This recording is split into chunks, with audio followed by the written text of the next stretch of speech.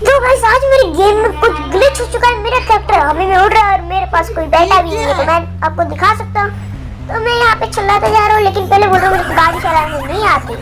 यहाँ पे मैं ठोकने वाला था, लेकिन मैं ठोक भी रहा हूँ तो मेरे अंदर से खून निकल रहा है, लेकिन मैं आपको दिखाऊंगा नहीं। और वापस से मैं अपने कैरेक्टर को दिखा देता हूँ हवा में उड़ रहा है। तो मैं यहाँ से आगे आगे चलता हूँ, चलो थोड़ा घूम लेता हूँ, किसी को टक्कर मार देता हूँ। तो टक्कर मारने से बाद भाई मेरा कैरेक्टर आ गया। बस मेरा कैरेक्टर तो नीचे गिर रहा है।